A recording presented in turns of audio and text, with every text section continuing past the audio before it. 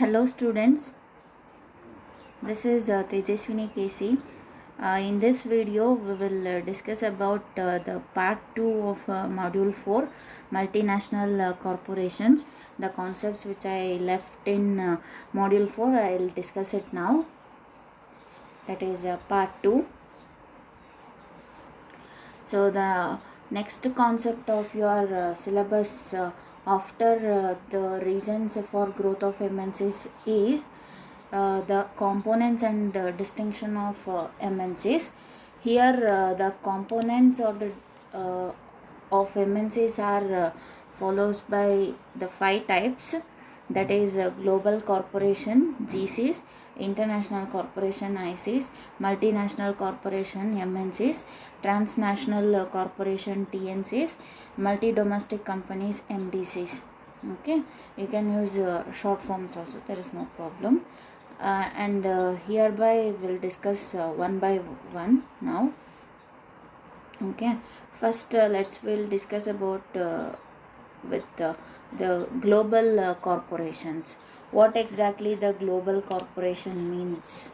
Okay, here the global corporation produces in home country or in a single country and focuses on marketing these products globally, or produces the products globally and focuses on marketing these products domestically. That is, here the global corporations are those corporations which are the corporations are going to produce us in a home country, that is in a single country, that is in a domestic country they are going to produce the goods and services.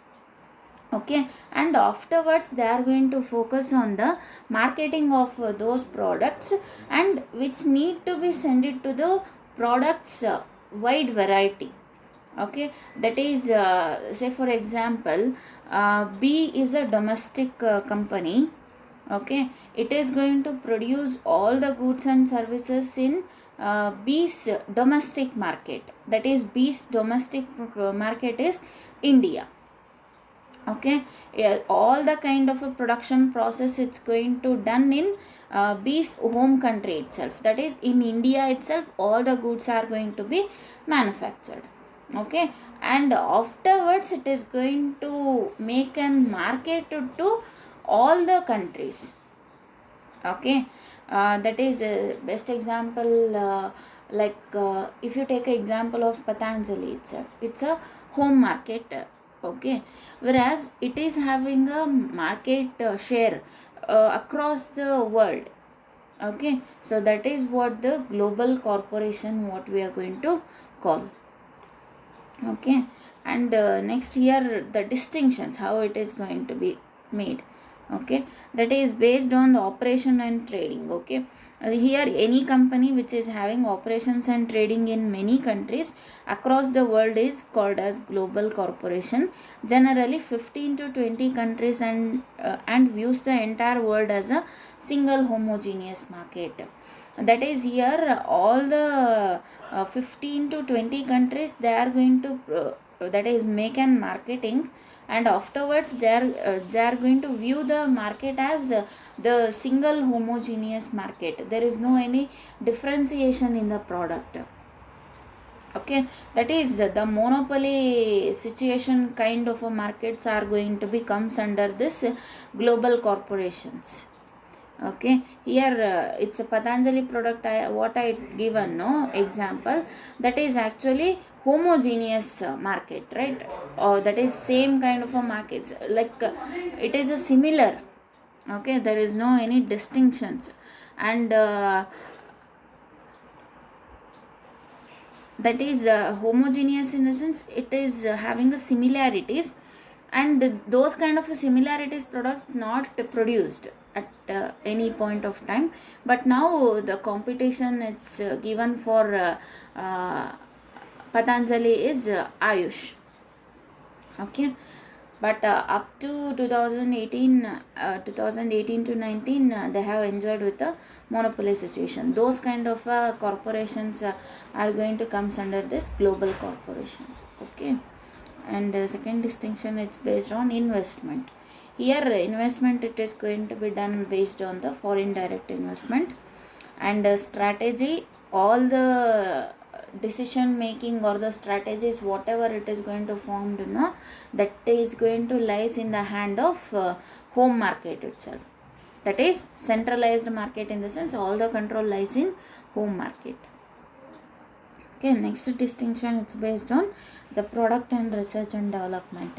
Here also the centralized or the parent company, that is home country's market or the home country's organization is going to be made and the product and the research and development, that is parent company. Though there is no any power to make any subsidiary company to develop with the product and research and development. Okay, so next just I have given certain examples. Here Lenovo, Coca-Cola, Microsoft. Okay, so Lenovo, Coca-Cola, Microsoft, those are all belongs to the USA itself. So those are all the products or all the investment strategies or all the production developments are going to be made by these companies in the domestic market itself, but it is having a market share across the globe. Okay, so this is what the GC is, that is global corporation. Okay, next aspect is, second component is international corporations.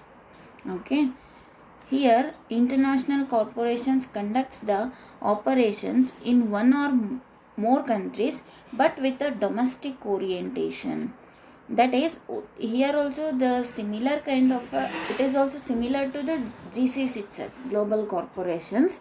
Okay, that is here in one or more countries all the production process and strategies, investment decisions are going to be made with a domestic orientation.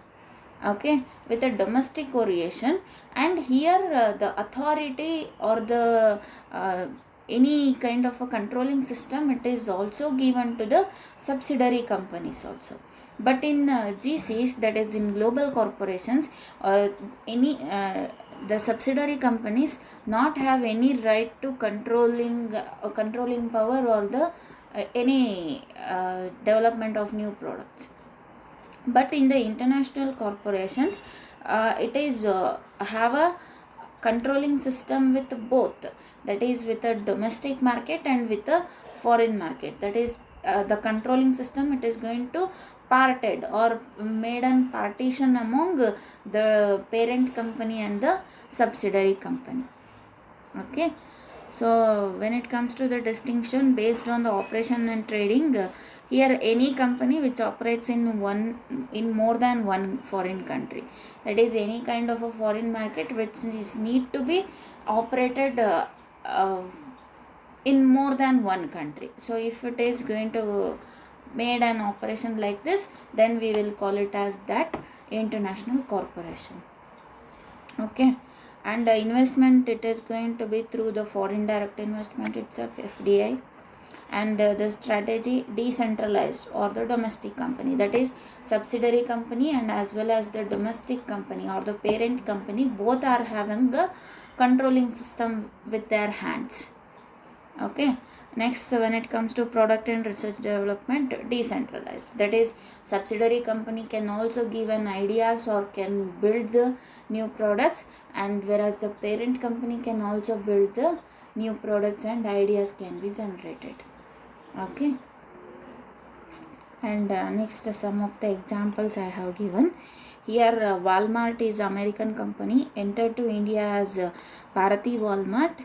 Okay, and when it comes to Unilever Limited is basically American company, entered to India as Hindustan Unilever Limited, right? So two examples, if you observe, Walmart, it's basically American company and it is entered our India as Bharati Walmart in Madhya Pradesh, and whereas in Unilever, it is a fast moving consumer goods products, it is entered to our India as Hindustan Unilever Limited, and in both the parent and the subsidiary company, all the controlling system it is going to lies. That is made an partition among those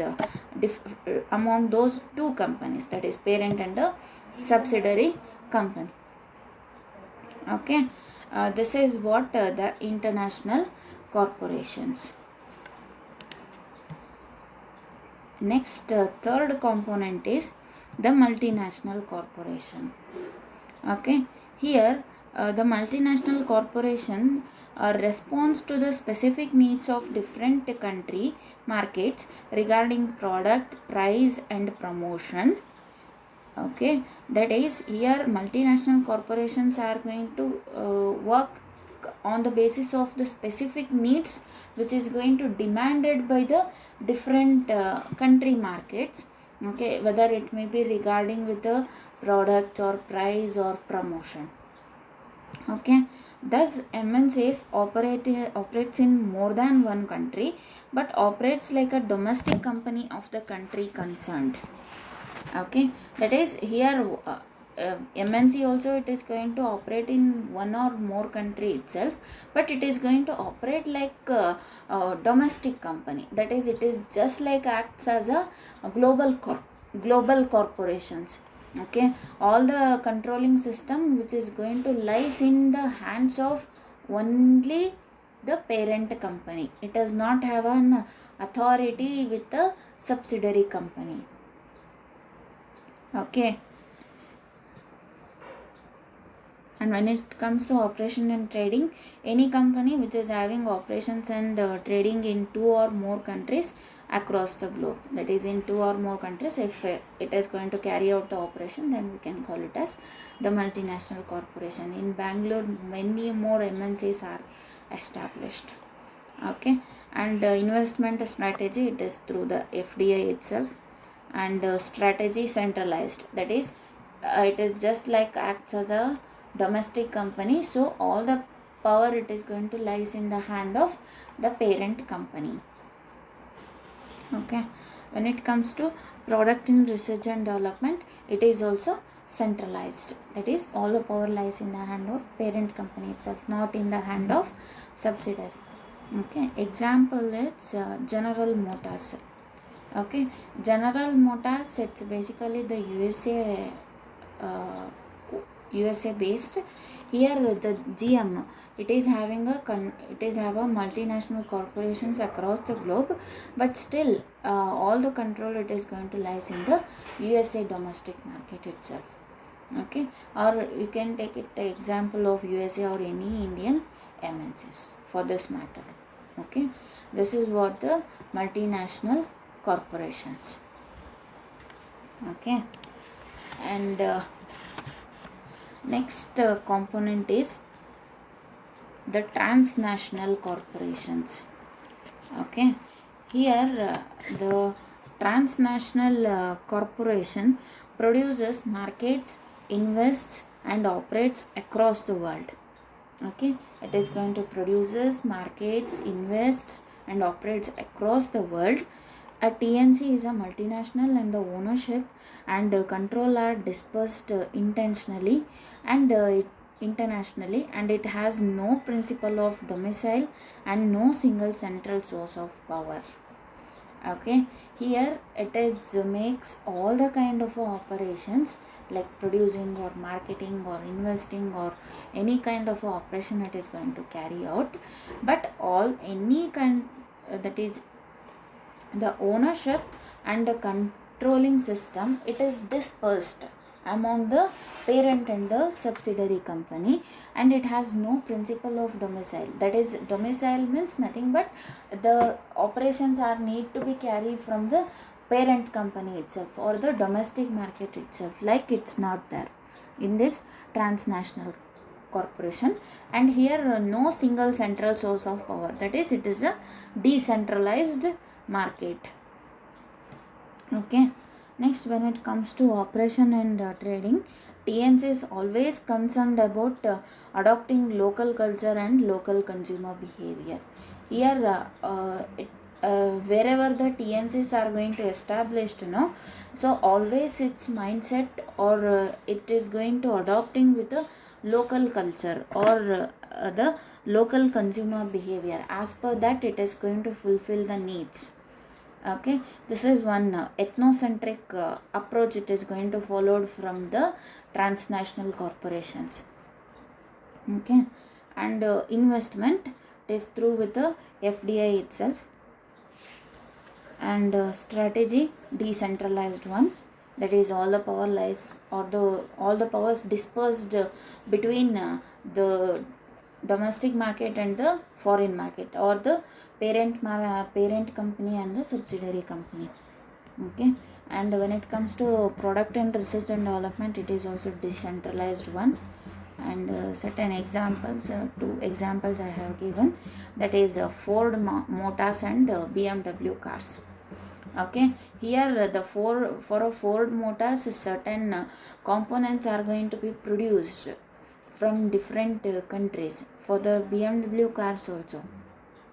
Okay, so as per the local requirements, they are going to disperse their raw materials and as well as the semi-finished goods in order to make it as the finished product. Okay, so this is what the transnational corporation. The last component is the multi-domestic companies. Okay, so here the multi-domestic company, it is similar to TNCs and companies having a branches and establishments across many countries in the world.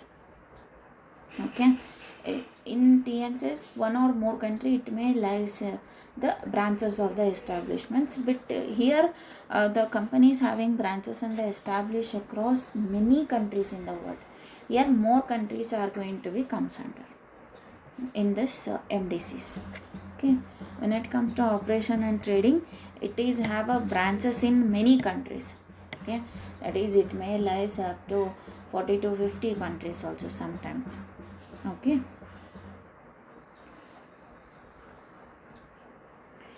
investment, it is going to made through with the FDI. And strategy decentralized, that is all the controlling power and the system is going to lies or it is dispersed among the parent and the subsidiary company. And product and research development, it is also decentralized. And examples, here all the food chains supplies are there, no, it can be taken as best example for this multi-domestic companies.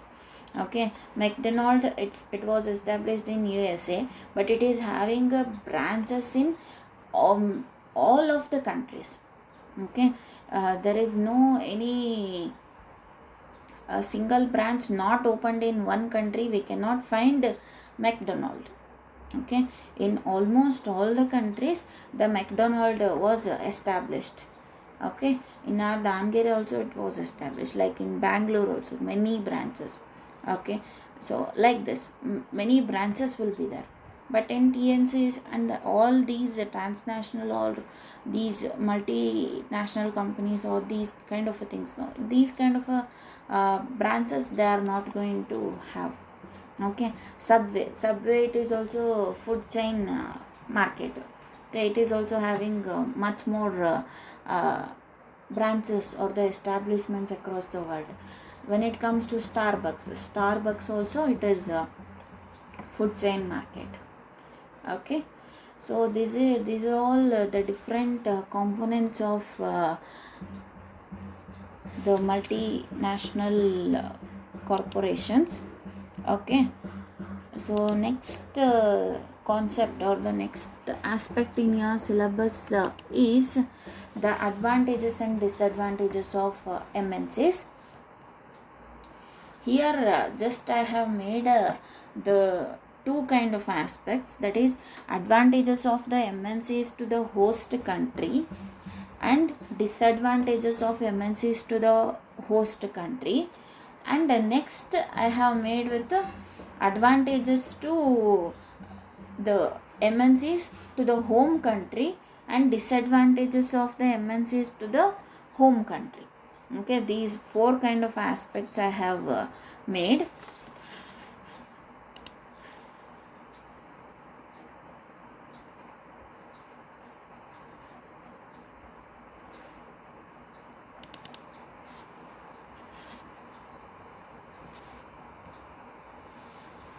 So these are the different advantages of MNCs to the host country. Okay, the first advantage is the increases economic activity. Okay, that is for the host country, if many branches have opened, then automatically the economic activity it is going to increases.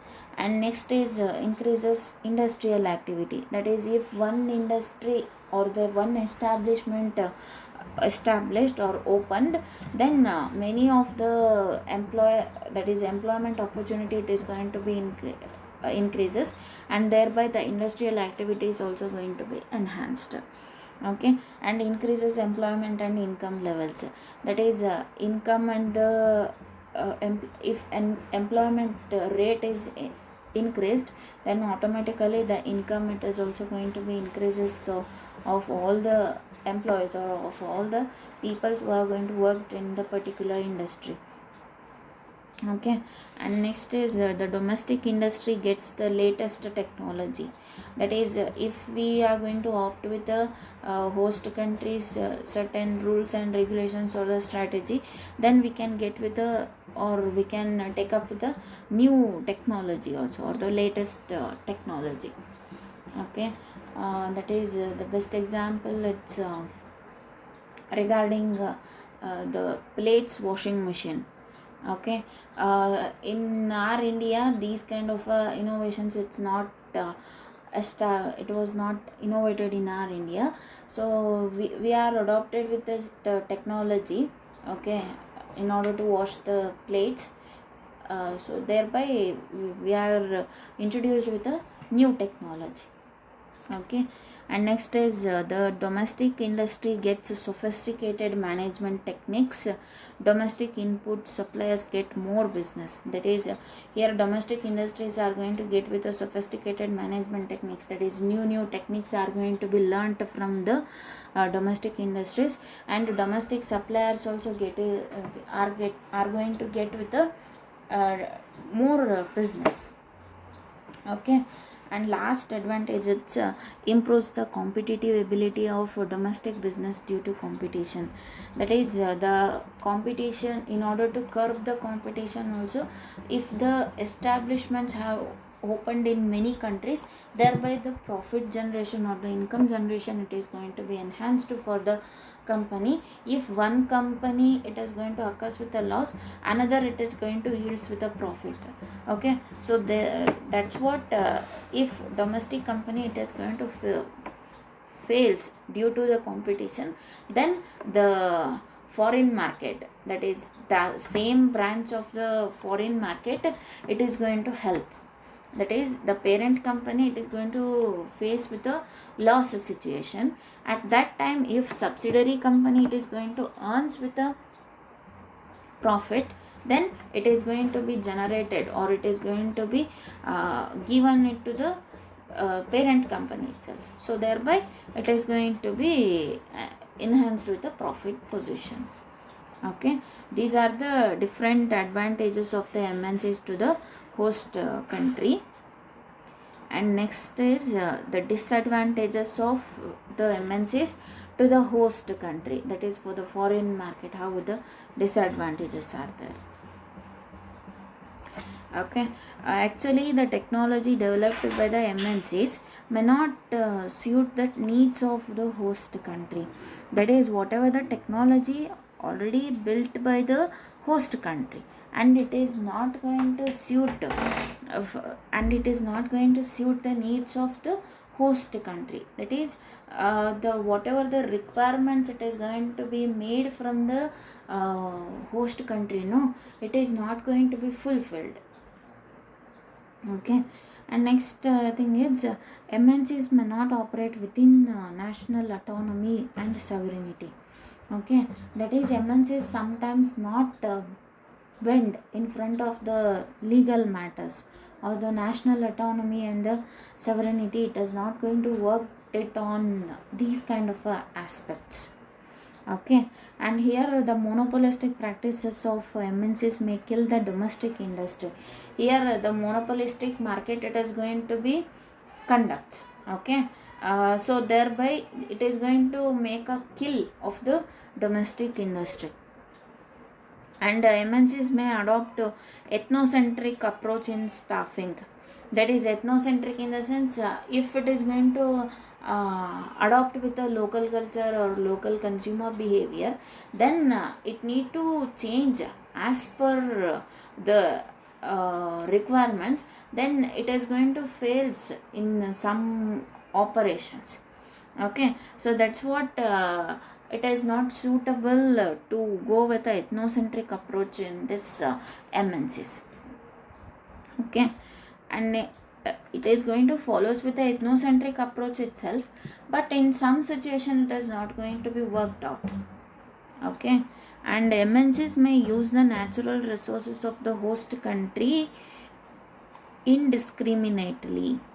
That is, the host country's natural resources can also be used from the used for these kind of operations. Thereby it may get spoiled of their natural resources.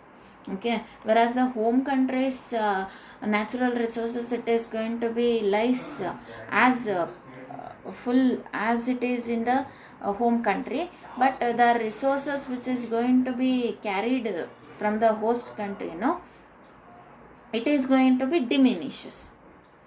Okay, and a large sum of money may flow from the domestic country in the form of dividends and royalty. That is, for the domestic country, they may get the benefit from the host country as a dividends and royalty, but here it is going to be the loss for this host country. Okay, just see here, A is a Indian company, it is a domestic market. B is a foreign market or the subsidiary company. Okay, actually parent company didn't work anything or didn't carried out any operations. Okay, whereas the subsidiary company worked hard and they are going to yields with a profit. Okay, but certainly in order, along with the giving of a profit, they need to give the dividend and royalty also. Okay, so thereby it is one of the disadvantage for the host country. Okay, in the light of MNC.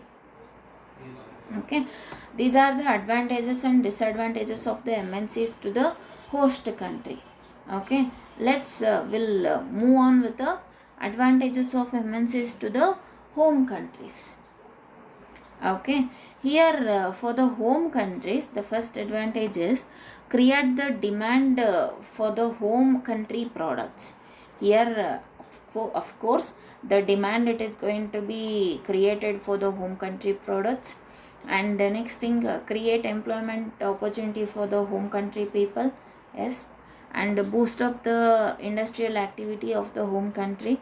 Of course, that is industrial activity, it is going to be increased. That is, if many establishments gets then thereby the employment generation it is going to happen, and thereby the profit generation for the industry also going to be increases. Okay, and next thing, it's about earns foreign exchange for the home country and contributes for the balance of payment. Yes, that is foreign exchange it is going to be increases, and thereby the balance of payment it may get the surplus. Okay, and get the benefit of foreign culture. That is a different foreign culture we can follow, and thereby we can learn so many new concepts and the new technology also. Okay, and last advantage is the produce the products required by the domestic consumers in foreign countries with foreign resources. Okay, that is, the products are going to be produced or the required by the domestic consumers, but by using with the foreign resources, not the domestic resources. Foreign resources can also be used from the home countries. It is also one of the greatest advantage for the home markets or home countries. Okay, so these are all the different advantages of MNCs to the home countries. So let's move on with the next disadvantages of MNCs to the home countries. What are all the disadvantages are there? Okay, here the first disadvantage is transfers capital to other countries and cause unfavorable balance of payments. Yes, in certain situation, if the capital which is going to be flown from the through the FDI, if it is not going to be favorable, okay, then it is going to cause for the balance of payment in order to fall in deficit. Okay, and next thing is about may not create employment opportunities to domestic people by following geocentric approach or outsourcing business operations in various countries like USA, software companies outsourcing business operations in India. That is, if employment opportunity is not generated by following with a geocentric approach. Geocentric means it's nothing but following with the international technologies and international peoples. Okay, if it is going to be followed, or if any outsourcing operations are going to be carried out, then the employment opportunity or the employment rate, it is going to be false, or the it is going to be in a downward trend. Okay, and may not neglect the industrial development of the home country, as the transnational companies follow the secular approach. That is nothing but secular approach in the sense it is going to follow up with a certain ethnocentric approach also, right? So if it is going to follows like that, it is also going to be cause for the industrial development of the home country. Okay, and next thing it's about may cause erosion of the domestic culture. That is, if the foreign culture or the foreign technologies are going to be adopted, then the domestic culture may get evaporated. Okay, so for this the best example is regarding the conducting of interview techniques itself, right? So all of them now are following the techniques of the USA or different countries interview technique methods. Okay, so the traditional interview techniques are spoiled out now. Okay, different kind of techniques have been came into action now. Okay, here the last disadvantage is may exploit the natural resources, resulting in excessive exploitation of natural resources. Here as well as using with the foreign natural resources, and as well as using with the domestic natural resources, if the products not produced properly, then the exploitation of natural resources or the natural resources may get diminishes. Okay, if natural resources gets diminishes, then for next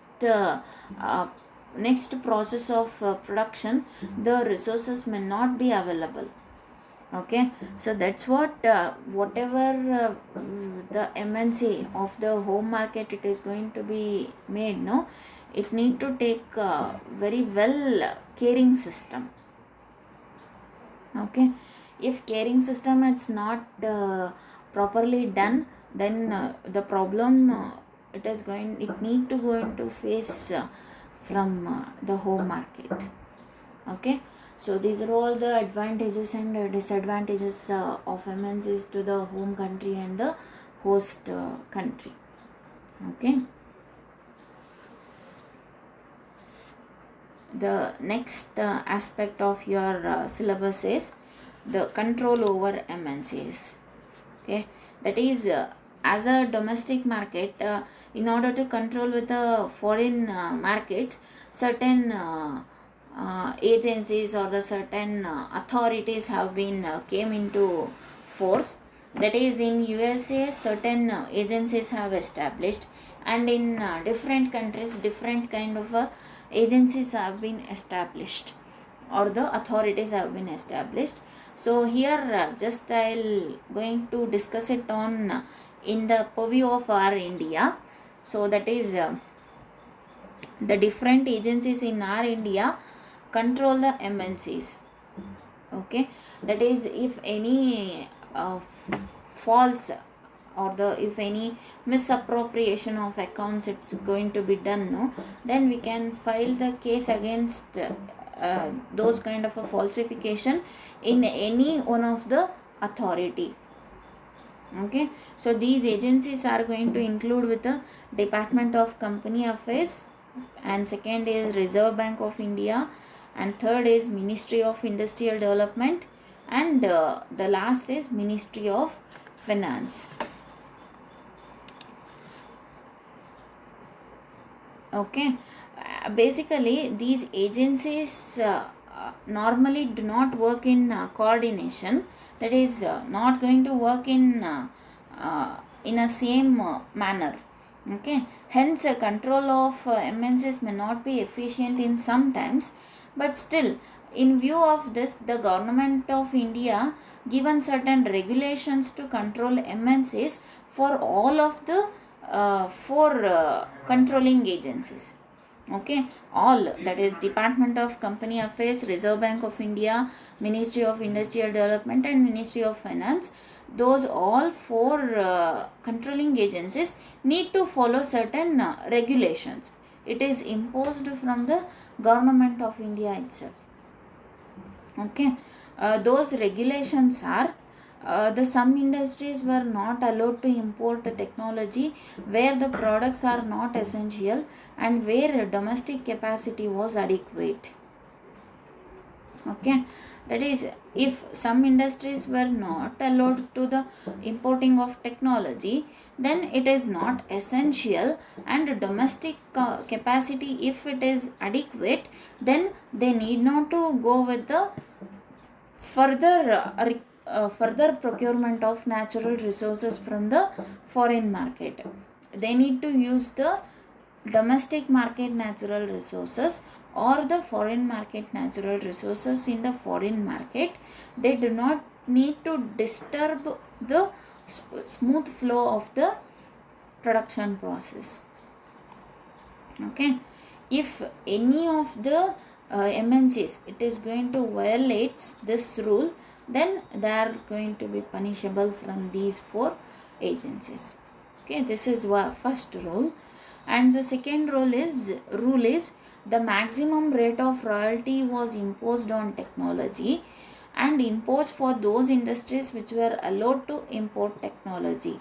That is, maximum rate of royalty can be given to the new technology adoptments or importing with a new technology, but still if it is going to be done in the falsification or in the misappropriate manner, then these four agencies will come forward and they are going to take an action.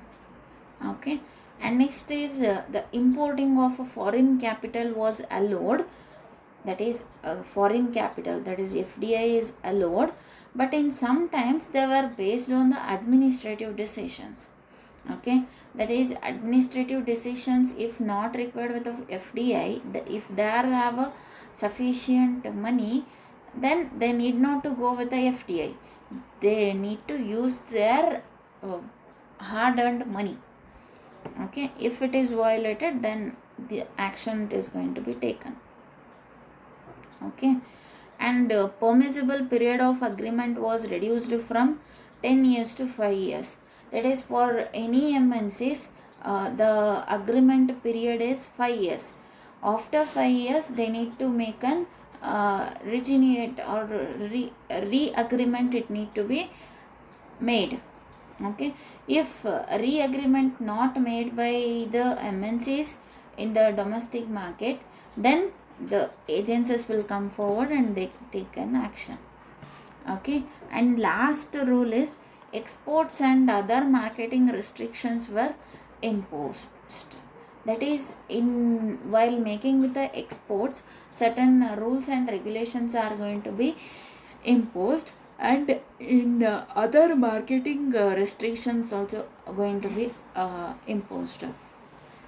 Like while exporting, only these kind of a this quantity of exports you need to make it to the foreign market, or other marketing restrictions like you need to make a marketing in one or more country, or you need to make a marketing in only one country. Like these kind of rules are going to be fixed from these that four departments. As per these rules, the MNCs need to worked out. If not worked out by the MNCs, then these four agencies will come forward and take an action against the different MNCs who are going to follows the misappropriate techniques in their business. Okay.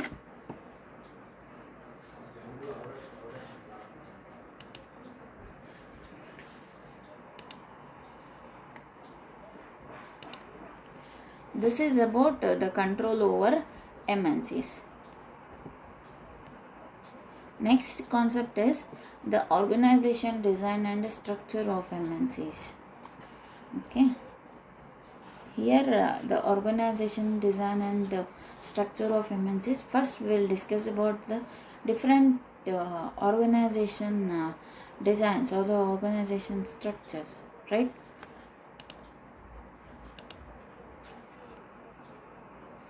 The first is vertical or tall organization. Okay, here just wait.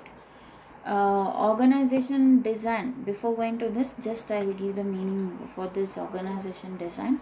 Organization design, it is basically means the process of a systematic and logical grouping of activities, delegation of authority and responsibility, and establishing working relationships that will enable both the company and employee to realize their mutual benefits.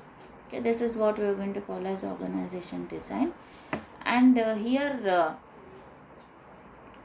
the first step in organization design is analysis of present and future circumstances and environmental factors, and the next stage of which is going to deals with the detailed planning and implementation stage.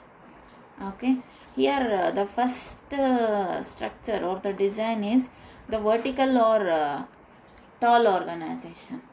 Okay, vertical or tall organization basically refers to increase in the length of the organization's hierarchy chain of command. The hierarchical chain of command represents the company's authority, accountability, and here the relationship it is going to between the superiors and the subordinates. Okay, and authority and responsibility flow from the top to the bottom through all the levels of the hierarchy, and accountability flows from the lowest level to the highest level, and employees at each level should report to their superiors, who in turn should report to his boss. Okay, thus the activities were reported to the top, and authority is more centralized in the tall organization. Okay, in the vertical or tall organization, the authority it is centralized one. That is, all the decision making or the controlling power it is going to lies in the tall organization, or that is in the domestic market. Okay, for this best example, it's Apple. Okay, Apple company, it is going to follows with this vertical or the tall organization. The organizational design, it is going to fall like the board of directors, CEO, and after that managing director, and after that to superiors, and after that among the superiors again it's going to flow as different structures. Okay, department 1, department 2, department 3, department 4, like this. And after that in department 1 again managers, and next supervisors, and next workers, and last at foreman. Okay, like these kind of a organization structure it is going to follow by this vertical or tall organization. Okay, this is what vertical or tall organization. And next design is horizontal or flat organizations. Okay, horizontal or flat organization refers to an increase in breadth of an organization structure, the increasing bioprofessionalization and multi-professionalization and wide acceptance of for empowerment allowed even the large business firms to reduce the number of hierarchical levels of their organizations. In fact, this structure is well suited for the small business firms, and authority is more decentralized in relatively flat structures, and manager with a broad span of control must grant more authority to his subordinates, and here the decisions are more likely to be made by the employees. Activities are mostly performed informally. Okay, all the decisions are going to be decentralized one, and all are mostly the formed informally. There is no any formal communications. Informal communications are going to be lies. Okay, this is what the flat or the horizontal organization. And next organization structure is the product organization structure. Okay, here the activities are divided on the basis of individual products or the product line and services, and are grouped into departments in product organization structure. Okay, and all the important functions like marketing, production, finance and human resources are contained in within each department. And this type of organization structure it is going to overcome from many of the major limitations of the functional organization structure. Okay, here it is also suited for the small sized business organizations. Okay, this is what product organization structure. And next is the geographical organization structure. The activities or functions are grouped into departments based on the activities performed in the geographical areas or regions, and each geographical unit includes all functions required to produce and market the products in a particular geographical area. And multinational organizations enterprises operating in diverse geographical markets or serving an expansive geographic area are organized based on the geographic structure. And here this structure is also used by the chain stores, power companies, restaurant chains, dairy products, banking companies, insurance companies. From these kind of various chains, it is going the geographical organization structure is going to be used. That is from power companies or chain stores or restaurant chains or dairy products or banking companies or insurance companies are going to follow with this geographical organization structure. This is what geographical organization structure. Okay, next is the decentralized or decentralized business unit structure.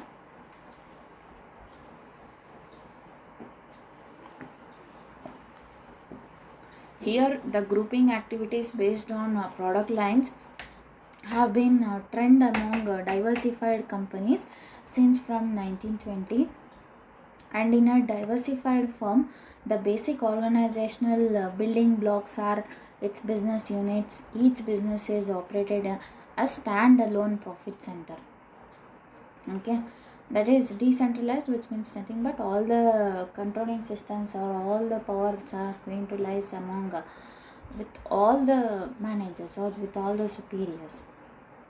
Okay, this is what decentralized business unit structure. And next is strategic business unit structure.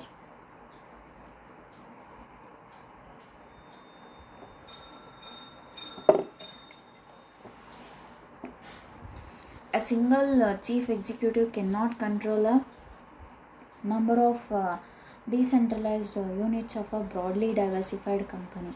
Okay, the business can be effectively controlled if the related businesses are grouped into strategic units and the efficient and senior executives is delegated with the authority and responsibility for its management, and the senior executive will in turn report the matter to the chief executive, and this arrangement which is going to be will prove strategic planning and implementation, though it adds a layer in the organizational hierarchy. And here top management it is going to coordinate the interests of the diversified business units. And here strategic business unit is a grouping of business subsidiaries based on some important strategic elements that which is common to each. The common or related elements could be an overlapping set of competitors, a closely related strategic mission. Okay, and here a common need to compete globally, and an ability to accomplish integrated strategic planning. And here the common key success factors and technologically related growth opportunities are more in this strategic business unit structure. Okay, this is what the strategic business unit structure. And next organization structure is matrix organization structure. Here the organizational structures discussed earlier have possessed in a single chain of command, but in other words employee in those structures report to only one manager. Okay, for only one manager they need to report. Whatever we discussed up to now, no, only for one manager they need to report. But here the organization structure possesses a dual chain of command. In the matrix organization structure, the dual command of chain is going to there. That is for two types of authorities the employees or the workers need to report. Okay, both functional and project managers examine authority over organizational activities in matrix structure. Okay, that is functional and as well as the project managers, both are going to supervise the organizational activities in the matrix structure. Thus personnel in this structure have two superiors, that is project manager and the manager of a functional department at the headquarters level. Okay, this is what the matrix organization structure.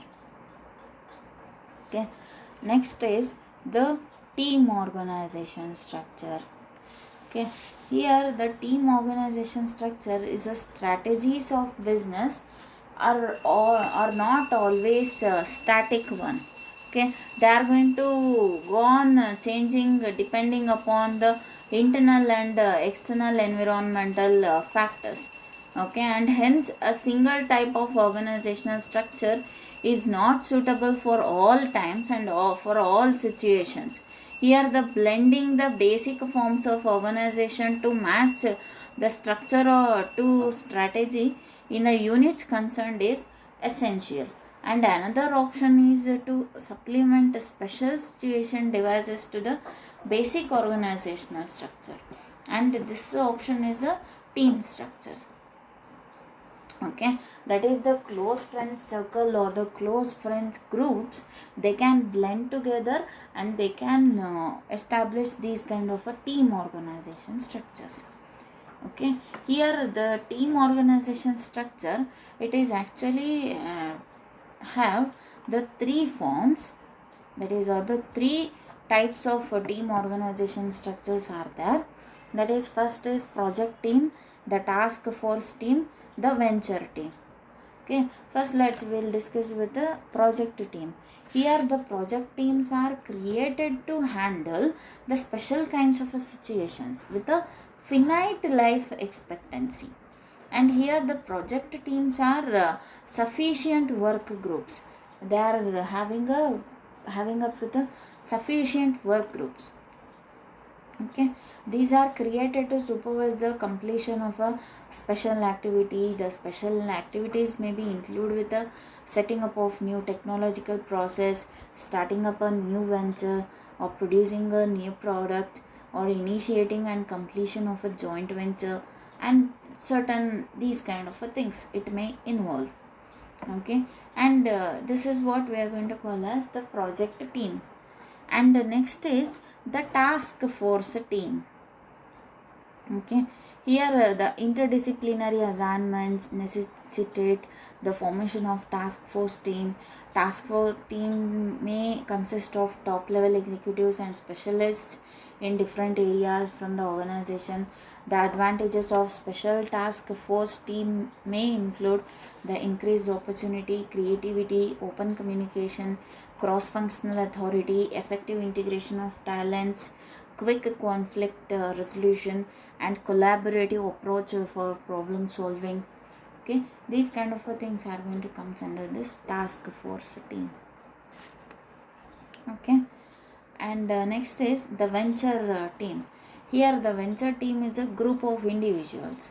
Okay, the purpose of forming this group is to bring a specific product or a new business into being of the greatest possession. Okay, the basic problems of venture teams are here the difficulty to deciding the manager to whom the report should be made. Okay, this is first. And second is sourcing of funds to venture, that is a source from different department or business corporation, is very difficult. Okay, and here next is the methods of keeping the venture clear is of bureaucratic and vested interests is very less. That is bureaucratic in the sense the strict rules and regulations. It is not, it is following from these kind of teams, it is not good. Okay, and next is the problem of coordinating a large number of different ventures. That is, in order to make support or in order to get support from the large different ventures is very much difficult. Okay, so this is what the venture team, and these are all the three forms of the team organization structure. This is what the team organization structure. And the last form of organization structure or the design is virtual organization structure. Okay, here just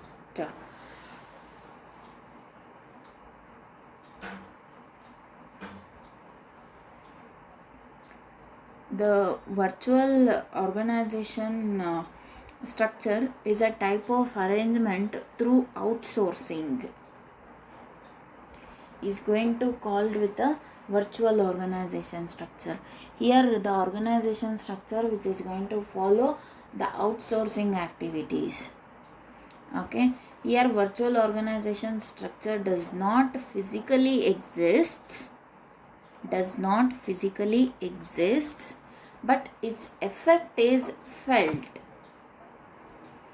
Globalization and information technology have enabled large scale outsourcing, and as such the virtual organizational structure has become very popular. Here when it comes to Flipkart, Amazon, okay, Myntra, LimeRoad, okay, these kind of organizations, they have the virtual organization structure, and they are not physically exist, but that feel we can make. Okay, this is what the virtual organization structure. Okay, so these are all the different organization structures of MNCs. In that is, I have given 9 forms. Among those, any company may follow any kind of a organization structure. Okay, next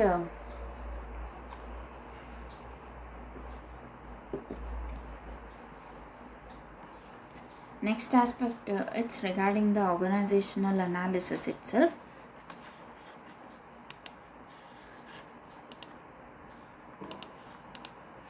Here the organizational analysis, it's going to include an analysis of the following aspects, that is external environment, uh, economic, political, legal, etc., and overall aims and purposes of the enterprise survival, growth, profit maximization, and wealth maximization, and objectives or specific aims or targets to be achieved, and activities, assessment of work being done, and what needs to be done if the company is to achieve its objectives, and decisions to be taken across horizontal and vertical dimensions, and relationships from the viewpoint of communications, and organization structure includes grouping of activities, span of management, management levels, and job structure, job design, job analysis, job description, job specification, and organizational climatic working atmosphere of the enterprise.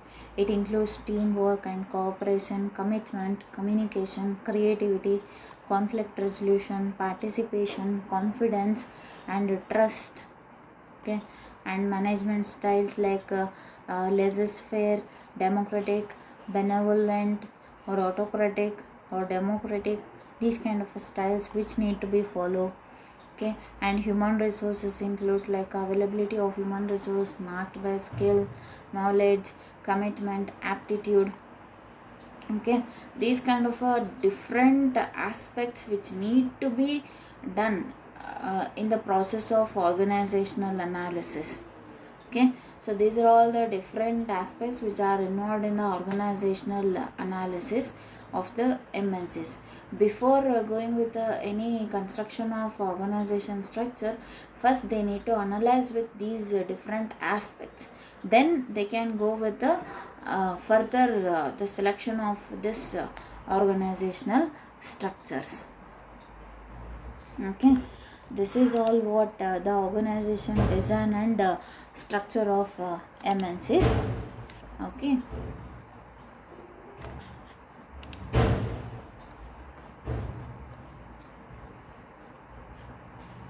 the next aspect of your syllabus is the relationship between headquarters and subsidiaries.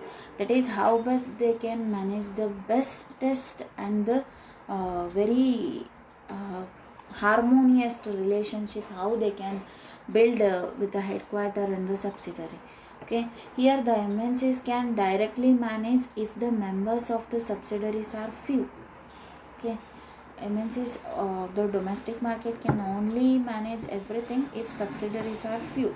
Okay, if the numbers of subsidiaries are more in number, it has to take a permanent structural relationship between itself and its subsidiaries. Okay, so this is because the MNCs suppliers various resources and inputs to its subsidiaries, and also receives inputs from the subsidiaries. So in addition to these kind of activities, between the MNC and the subsidiaries need to be coordinated and controlled. Okay, and in fact the information technology can also be provided online facility to coordinate and control the activities. The different aspects of relationships between the headquarters and subsidiaries are going to include, that is in which are all the format or in which are all the form the relationship between headquarters and subsidiaries can be managed. Okay, there are actually the 6 aspects are there. The first aspect is the information sharing. In the information sharing, they can build a good and harmonious relationship between headquarter and subsidiaries. Here the MNC's headquarters share the information with the subsidiaries, and information it is going to flows from the both the direction, from MNCs and from the subsidiaries. MNCs just concentrate, that is domestic market. Okay, and here headquarters are going to receive the new information from the subsidiaries regarding their markets, demand, customer problems, finance, product design, country environment, daily sales, financial positions. These kind of various information are going to be get from the subsidiaries to the headquarter.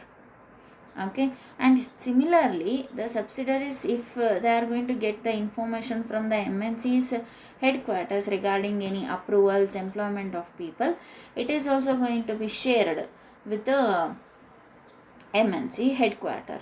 Okay, whatever the new changes came, no, if it is going to shared with the MNCs and headquarter and the subsidiaries, then it is very clear that the harmonious relationship can be built between the headquarter and the subsidiaries. Okay, this is in the form of information sharing. Okay, next type of sharing is resource sharing. Okay, it's nothing but it is as clear as that the MNCs or headquarter also need to share certain resources, and as well as the subsidiaries also. Okay, MNCs headquarter and subsidiaries share various types of resources among them, like financial, human, material, and technology. Okay, this is what resource sharing. And third is the decision flows. Okay, decisions made by the MNC's headquarters flow to various subsidiaries for information and implementation. Okay, similarly, subsidiary inform the decisions made by them to the headquarters for approval and to other subsidiaries for information. Okay, so this is what the decision flows. And next is the coordination of activities. Here the MNC's headquarters balances the production and demand for it, human resources, supply and demand for finances, and any other inputs among the subsidiaries. Okay, similarly, MNCs also coordinates the activities of subsidiaries and external stakeholders, like suppliers of inputs, bankers, market intermediaries, governments of various foreign countries, custom officials. Okay, in all these kind of informations or aspects, the manage headquarter and subsidiaries need to be very harmonious. Okay, and next is regarding the control of operations.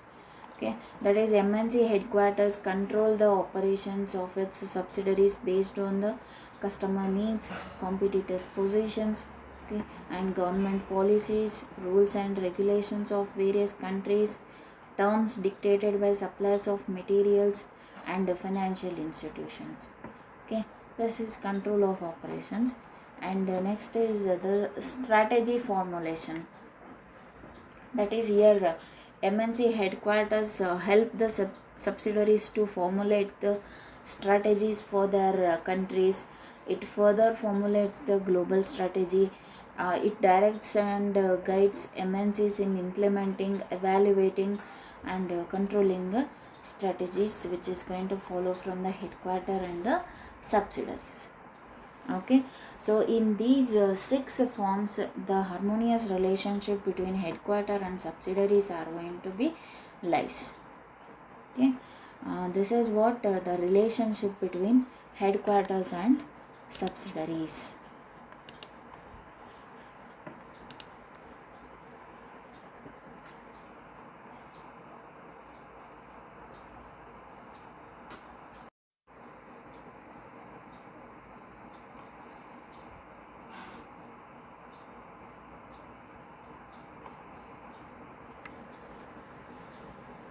The next aspect in your syllabus is the role of MNCs in India. That is how the MNCs are going to place a role, or how it is going to act in our India. Okay, that is the following are the certain role of MNCs in our India. The first is profit maximization. Okay, here most of the private companies, including MNCs, have the profit maximization as the most important objective. Okay, and however here the MNCs are expected to operate fairly and behave like a corporate citizens. But the MRTP Commission had shown that Philips has undervalued its exports in order to reduce its tax liability to Indian government. Here actually Philips company made one misfalsification in order to escape from the tax. It was noticed by the MRTP Commission.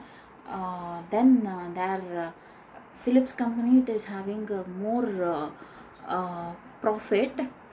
Okay, but still in order to escape from the tax, they have followed certain illegal activities. So thereby the MRTP commission filed a case against to that. Okay, so just about profit maximization, it's not good, but along with the profit maximization, they need to follow certain rules and regulations which are stipulated from the respective governments of the different countries. Okay, this is first role. Second role of MNCs is the international network of marketing. Okay, here Indian peoples are going to expect the MNCs to increase their exports and earn foreign exchange for India. But most of the MNCs, they are going to transfer the foreign exchange to their parent company just in the name of the imports from their home country. Okay, here the international networking of marketing, it need to be established for the mutual benefit, not for the single benefit. Okay, so that is what the international network of marketing.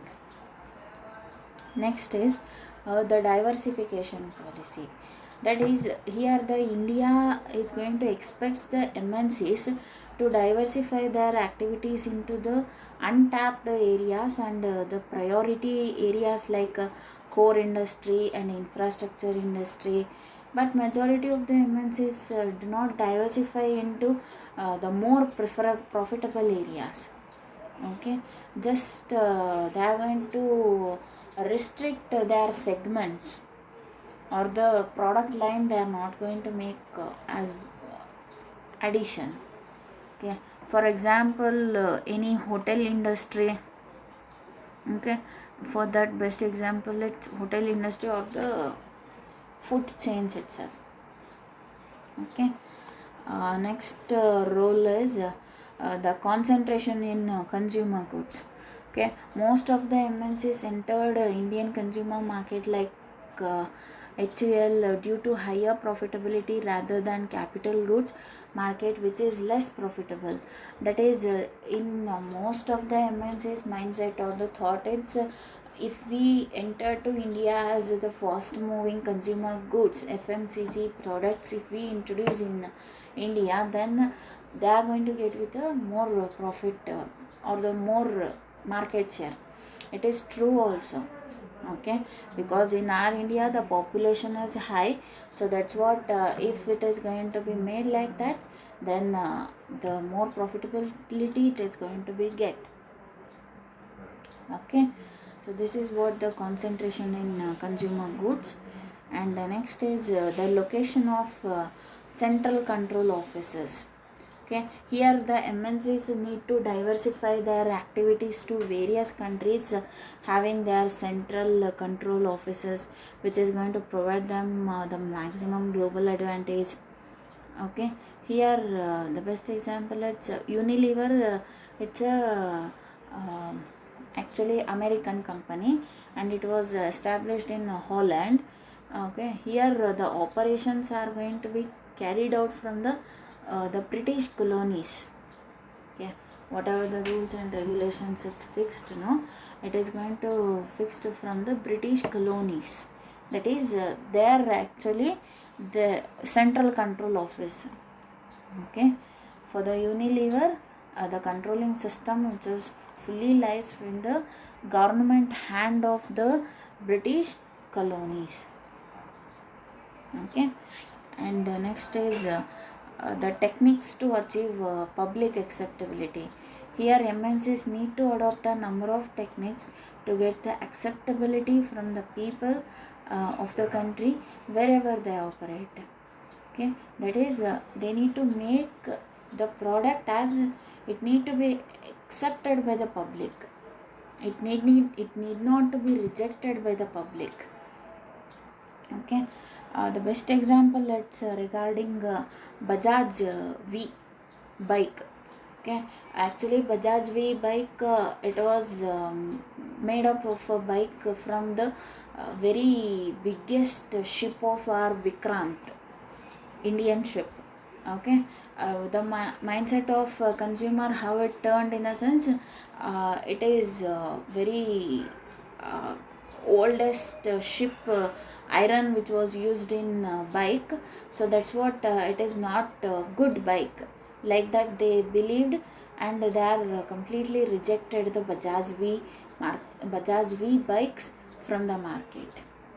Okay, so that's what every MNCs or the every companies need to think about, the public acceptability.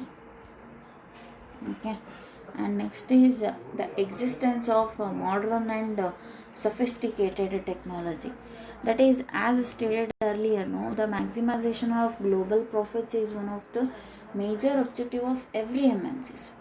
Okay, here the MNC's development or regarding the modern and the sophisticated technology in order to produce the products of high quality and the lowest cost of production, and they can bring the technology to the developing world, but they do not provide the latest technology to the domestic companies of the regarding with the third world war. Okay, that is, here the existence of modern and sophisticated technology, whatever it is followed, no, they are not going to give it to the domestic market or for the subsidiary markets, just they are going to use themselves, MNCs. Okay, this is the existence of modern and sophisticated technology. Next is business but not social justice.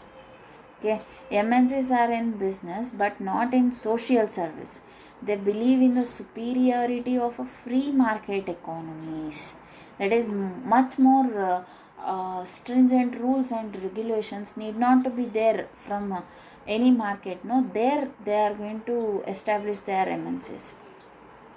Okay, and MNCs are going to allocate their investments according to market demand in order to maximize their profits. Okay, this is business but not social justice. Next role is unconcerned towards social responsibilities and business ethics.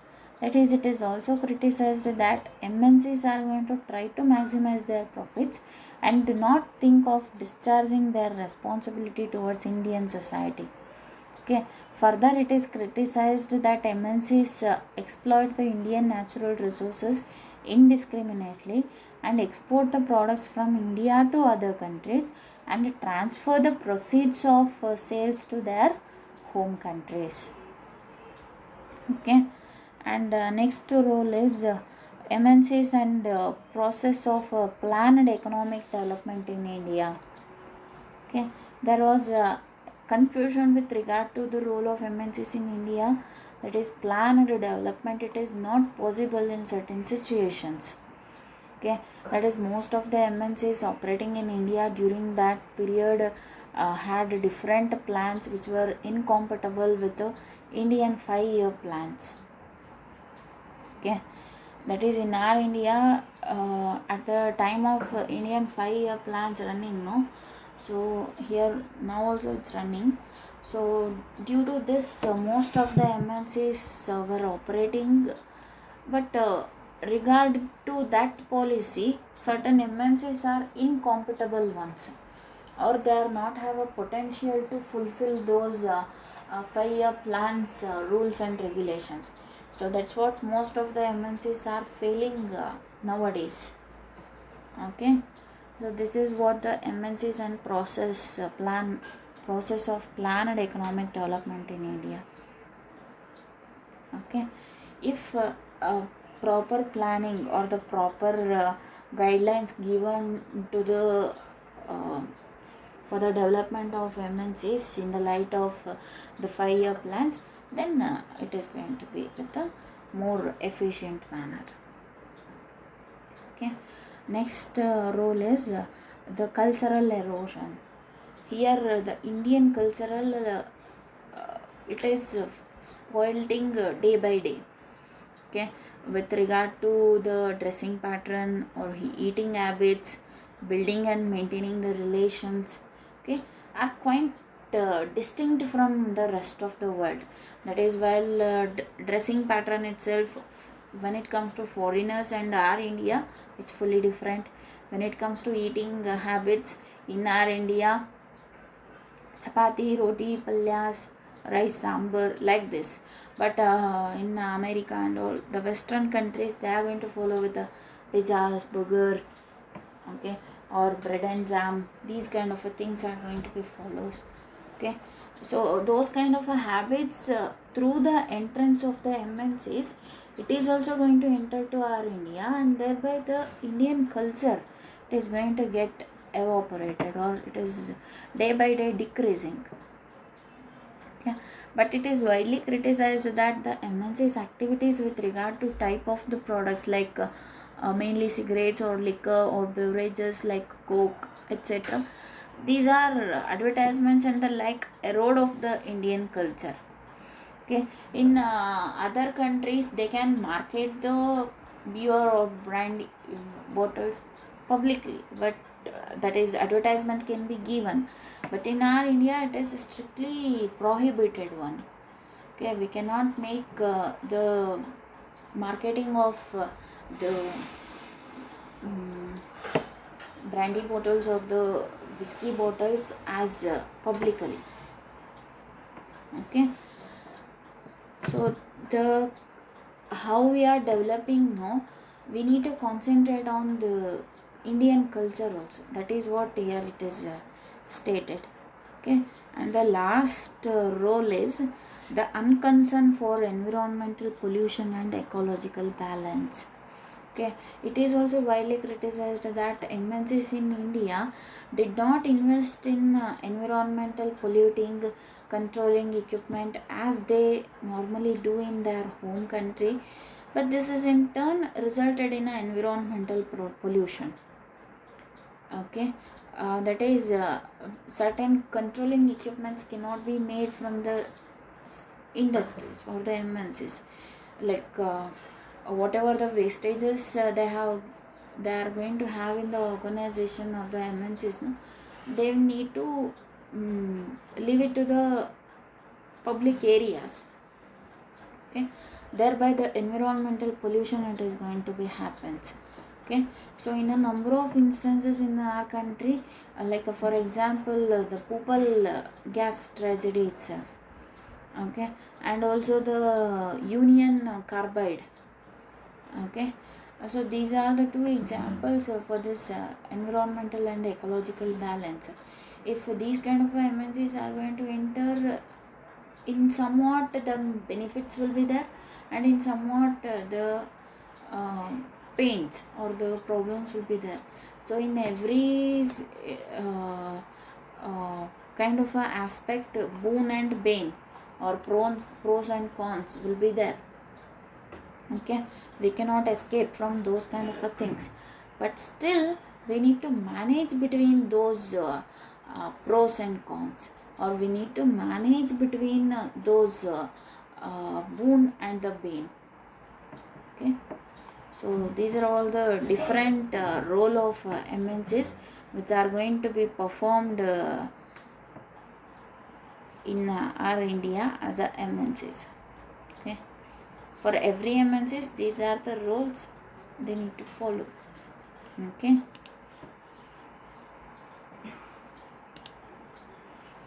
and the next and the last concept of your syllabus is the Indianization of transnational corporations.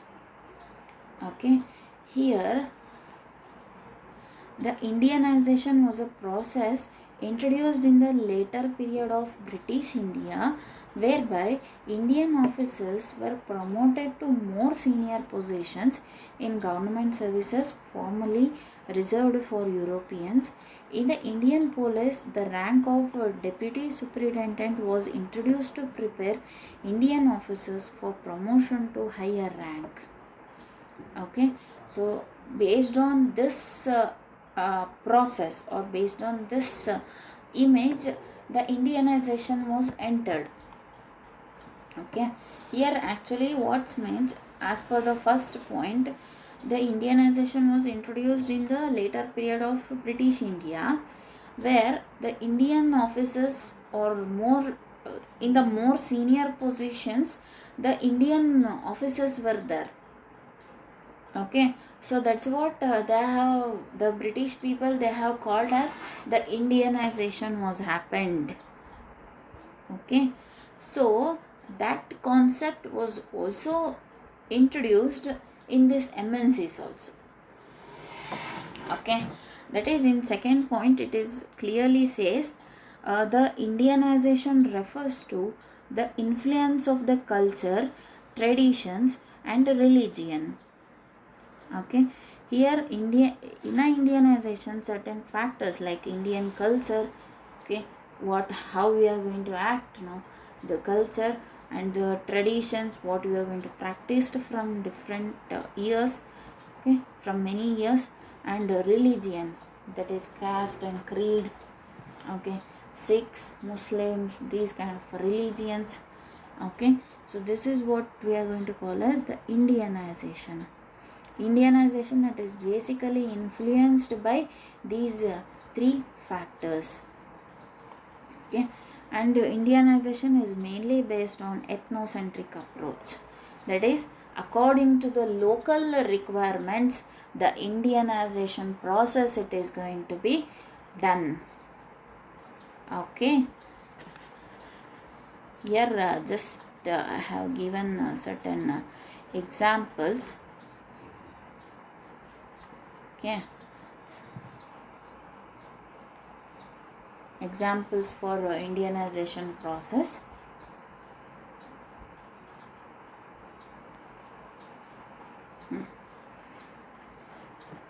McDonald. When it comes to McDonald, McDonald is basically an American company. Okay, when it was introduced in America, okay, beef or pork and their products can be sold. Okay, that is, beef means pork means pig meat, pig's meat. Okay, it can be sold and it can be consumed by the American peoples. Okay, when McDonald entered to our India, first it was practiced with a beef or pork content in our food also. Okay, most of them they have consumed without knowing, not with knowing, without knowing, some of the Indian peoples have been consumed this beef and the pork content in the McDonald burger and pizzas. Okay, after that Indian peoples have identified it was not our practice and it was not our culture to eat with the beef or the pork content food in our food practices. Okay, and the Indian peoples have strongly opposed that. Okay, so because of the Indian religion, tradition, it is a taboo. As per the Indian religion and the tradition, it is basically taboo. Taboo means nothing but restricted practices of consuming beef and the pork in the food practice. Okay, so that's what, after these issues, McDonald made certain modifications in for especially for India. Okay, so in India made certain modifications and re-entered to India basically by following ethnocentric approach orientation. So this is what we are going to call as Indianization. Okay, after that,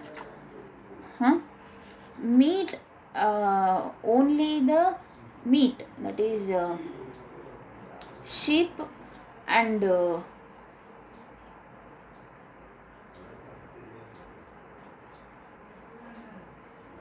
sheep content, whatever the food it's given from the McDonald, no, it is only accepted by the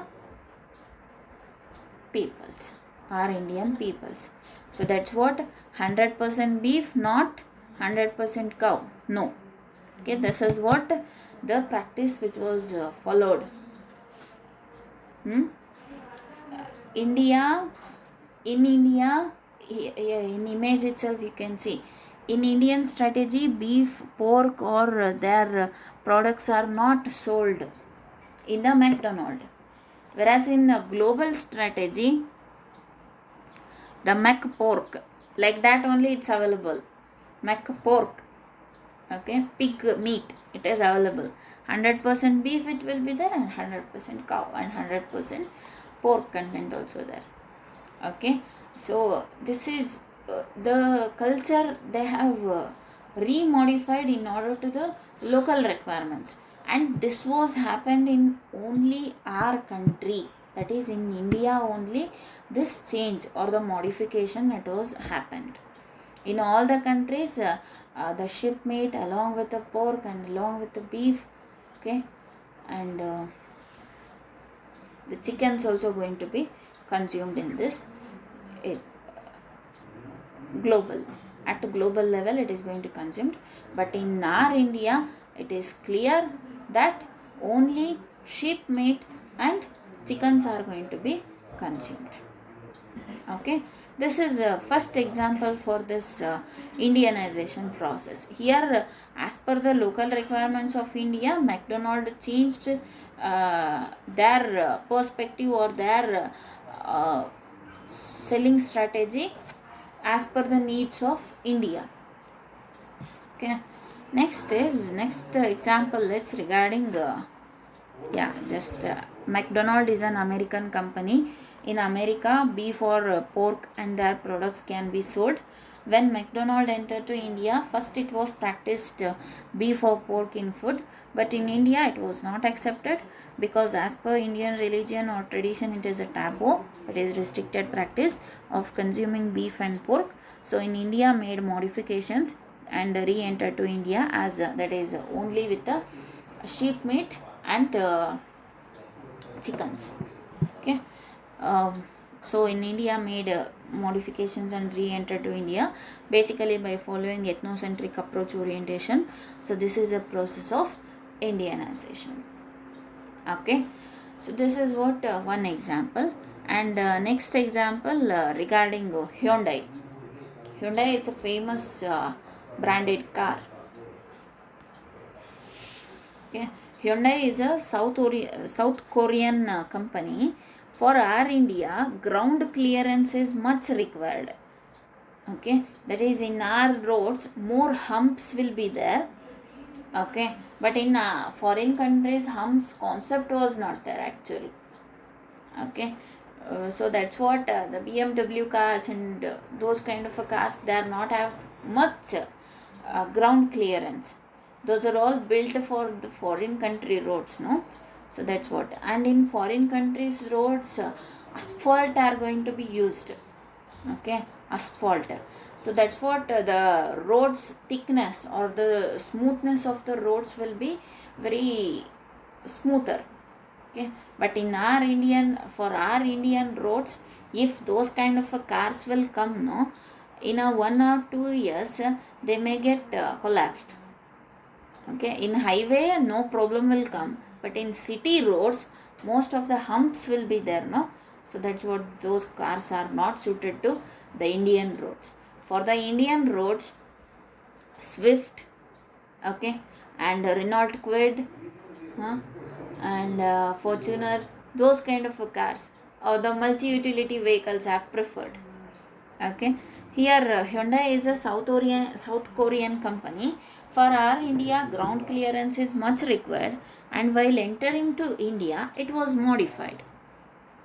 Okay, that is for the Hyundai cars, there is no much ground clearance. Okay, it is South Korea, so that's what the roads are smoother. But for our India, it need to enter in the sense ground clearance is required. There is much ground clearance required. So that's what it was modified. That is as per the local requirement. That is as per the Indian requirement. Okay. This is what we are going to call as the process of Indianization. Okay. So here just I have given with certain informations regarding this history regarding MNCs.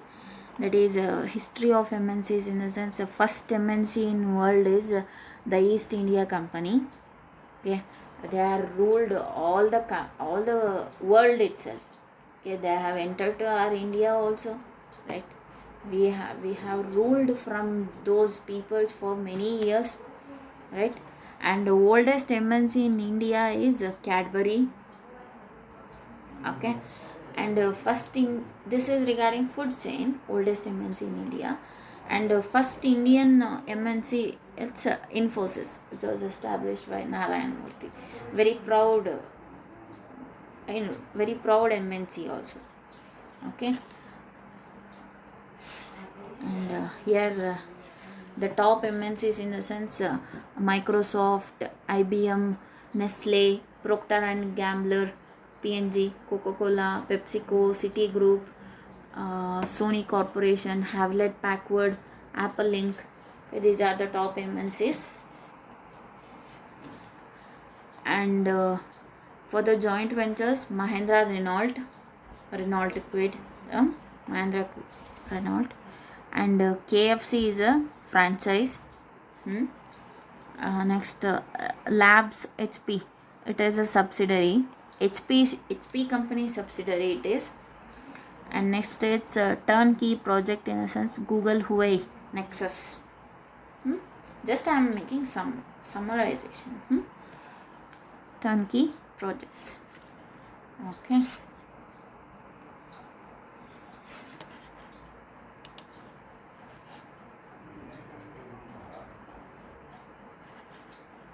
And here basically why the reason India is going to attract to MNCs, in the sense in order to grow with the economy, and in order to grow with the middle class and those with a disposable income, general population growth, and in order to make the talent pool, and in order to make a high output center, and in order to make easier access to the capital. Okay, so these are the reasons why India is going to attract towards the MNCs. Okay, so hereby we are going to conclude with this module. At last part, the conclusion. Here actually the MNCs are huge industrial business organization. They extend their business or industrial or marketing operations through a network of branches, or their majority are going to owned from the foreign affiliates itself. Okay, all the operations are going to carried from the all the foreign affiliates itself, and it is going to owned by themselves. Okay, and all the marketing and the industrial operations are going to be carried out. Okay, and MNCs actually produces the products in one or few countries and sell them in most of the countries. And when it comes to transnational corporations, produces the product in each country based on specific needs of the customers of that country, and market these kind of various products. Okay, and a transnational corporation mostly uses the inputs of the host country where it operates, unlike a multinational company. Okay, and large corporations having investment and business in a number of countries known by various names, such as multinational corporations, international corporations, and global corporations, or firms or companies or enterprises. Okay, have become a very powerful driving force in the world's economy. Okay, and overall we can say that the multinational corporations are very much required for a country like our India, because in its country our India, in a growing stage. Okay, that is, it's a developing country. So that's what, if MNCs have been came into these kind of developing and underdeveloping countries, then it is a very essential part in order to grow for this developing and the underdeveloped countries.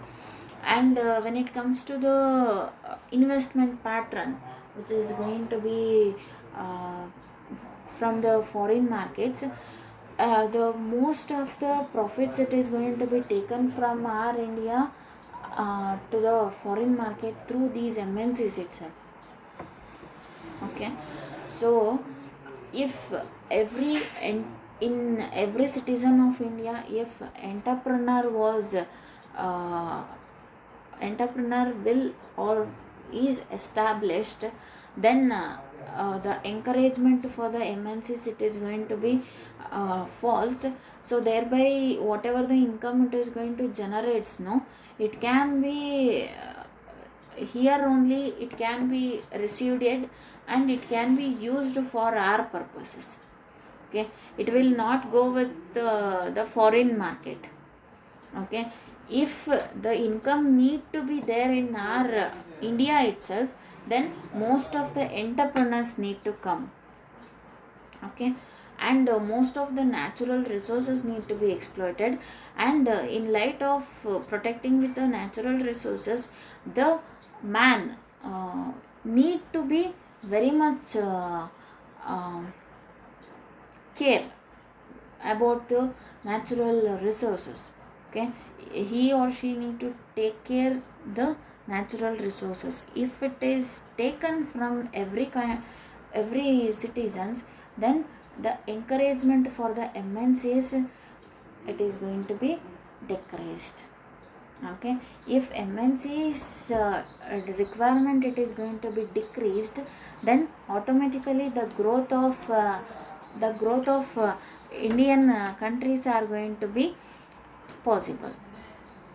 Okay, so that's what every countries they need to first think about themselves, and afterwards they need to go with the MNCs. Of course, MNCs enter to any country, the growth is possible, but for the developing and the underdeveloped countries, it is not so in some situations. Okay, so MNC it is having both mutual benefit. It is going to be in certain situation, and boon and the bane, and pros and cons will be there for every kind of aspect. So we need to concentrate more on the benefits only. So MNCs are very much essential part for every kind of a countries. This is what my conclusion for this module. And if you have any doubts, you can put the message in comment box, or otherwise you can talk in groups. Okay, if you have any doubts, I can arrange for a Zoom meeting also. And thank you for your patience listening. Thank you so much, and stay tuned for further next updates regarding module 5 and module 6. And if you liked my video, do subscribe for my channel. Okay, thank you so much. Thank you. Stay home, stay safe.